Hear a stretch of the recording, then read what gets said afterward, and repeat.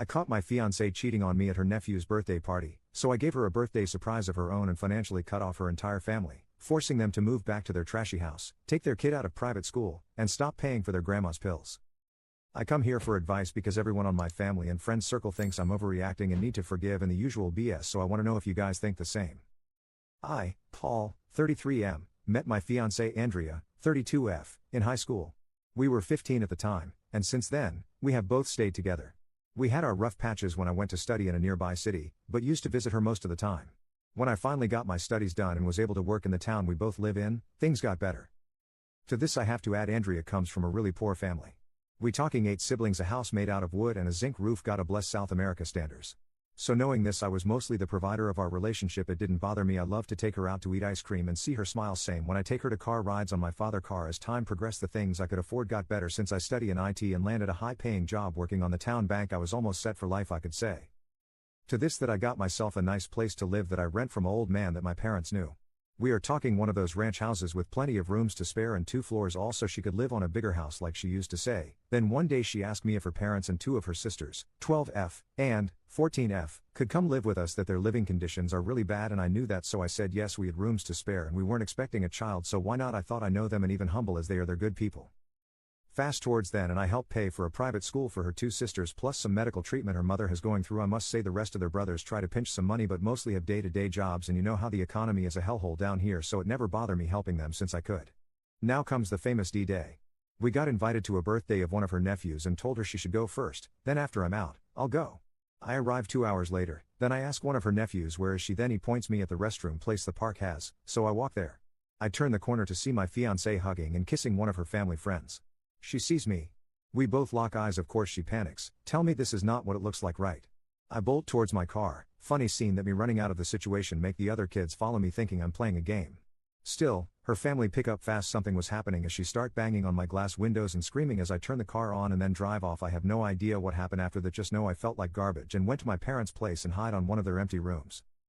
After a week I had to face her of course and return home to see a whole congregation, basically all her family was there. Imagine 2 parents, 8 fudging siblings with kids included, and her all came together to try to see if I could forgive, if I could see past her betrayal. We kinda fight a little, but of course I was overwhelmed. Then I asked the question if the cheating was going for long. She didn't answer, so I just walk away to a bunch of people screaming at me to come back. Don't be a coward, try to see beyond this, you get the idea. Then 3 days later I asked her to talk alone, told a couple of mutual friends to help us, and we set a meeting. Then as I first explained to them, then told them who he was and all, to which I learned from one of them that the guy she was with was an ex. From what period I really don't know and I don't wish to know.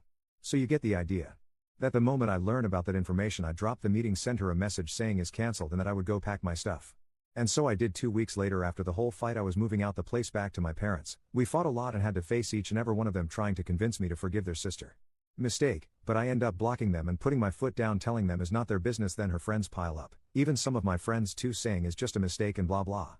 Then what hurt the most was both my parents saying that seeing me like that wasn't right and perhaps I should forgive and fix our relationship, and yup, in this whole parade of people nobody give a dang how I was doing, only our relationship, to which I end up cutting ties with most of them besides some of my best friends and my parents on a low contact deal as I moved to a 1-by-1 bad block apartment I could rent fast. Now 2 months after the whole ordeal I paid the last month, then cut ties with all payments. The house I was renting gone, the private school gone, her mother medical treatment and pills gone. Also, and I must say, try to hold that much while being 2 teenagers, 2 retired folk and a housewife who barely finished nurse school, you get the idea.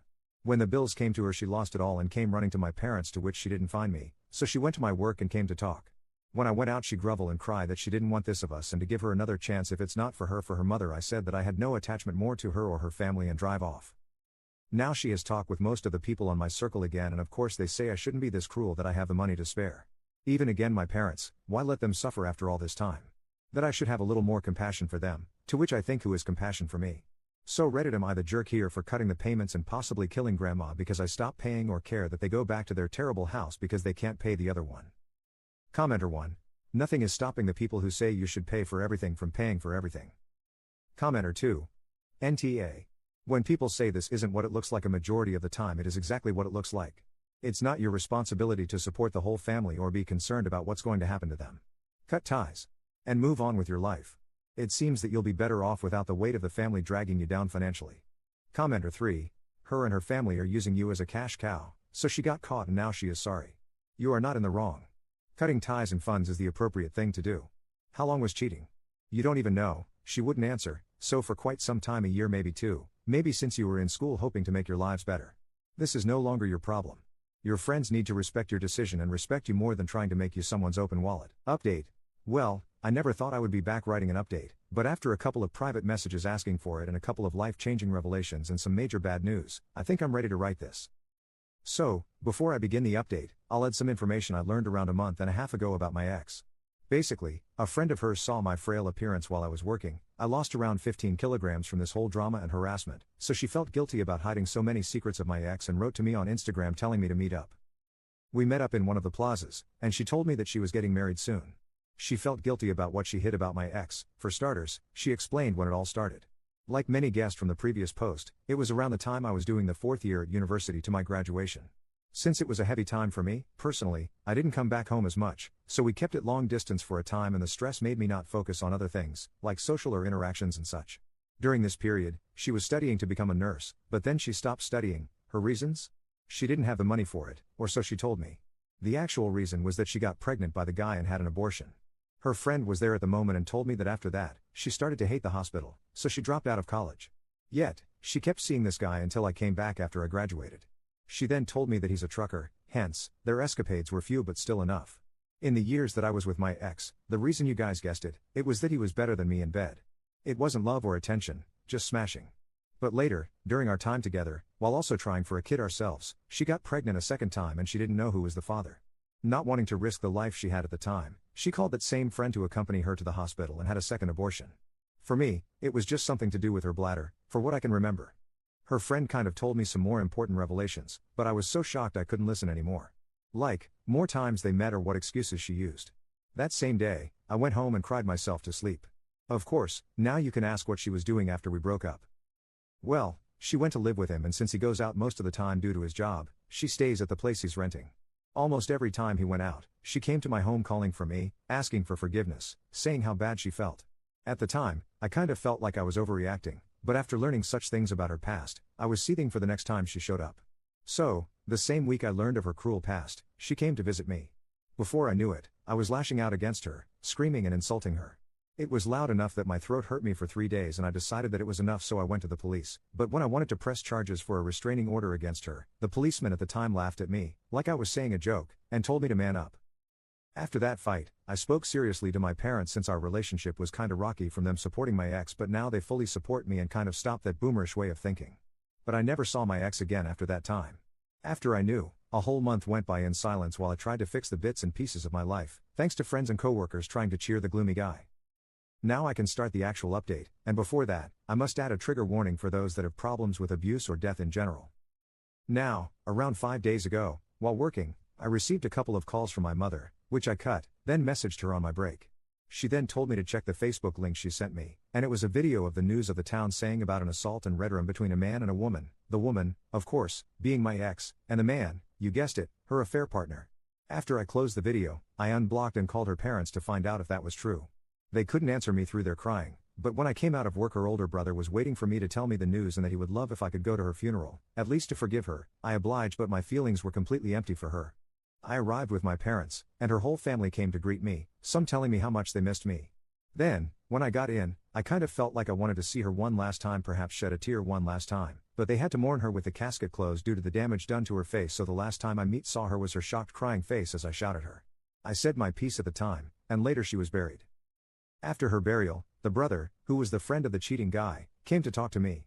First, he apologized because he also knew most of the cheating that was going around but decided to keep it quiet because of her parents' and sister's new comfortable life. Then he explained to me that while she was living with him, it wasn't all roses. He cheated on her during his travels and boasted about it to his friends, and verbally abused her, and physically once, but cut it after the older brother threatened him. He told me a neighbor of theirs called the police 3 times on them, and that she sometimes slept at her older brother's house. But since he's taking care now of his parents, the teenage sisters, and at the time his pregnant wife, the brother couldn't keep her for long, so she always returned to him until now, this last time. From what that same brother told me, it seems they fought the night before, and it got serious enough that he ended up doing that to her. The neighbor heard the screams and quickly called the police, but by the time they arrived, it was too late, he ran away. So for now, there's no justice for her. Now, my feelings? Well, I'm quite numb, to be honest. Perhaps still not touching ground, but to be honest, this is not the end I wanted to post or the karma she should have gotten.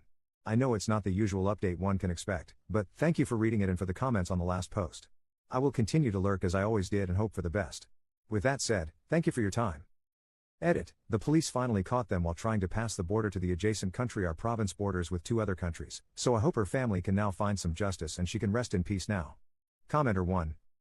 Not everyone wants their cheating ex to suffer a horrible fate. You were hurt by everything that happened because you did love her, and the opposite of love isn't hate, it's indifference. So, it's understandable you feel a certain way about this. Still, don't let yourself fall into the trap of thinking this was something you could have influenced. We never have near as much control over our lives as we think, and that is exponential in the people around us. Commenter 2. I feel like when something this shocking happens, your brain just refuses to process it normally. You didn't want karma, you just wanted to move on, and now you're stuck with something too heavy to make sense of. Commenter 3. I'm amazed that the family didn't hit him up for money at the funeral. Also, her family must be incredibly forgiving. She threw away a lot of opportunity and stability for the whole family, also she can get some abusive jerks' jewels. Yet they still cover for her and support her when abusive jerk is abusive.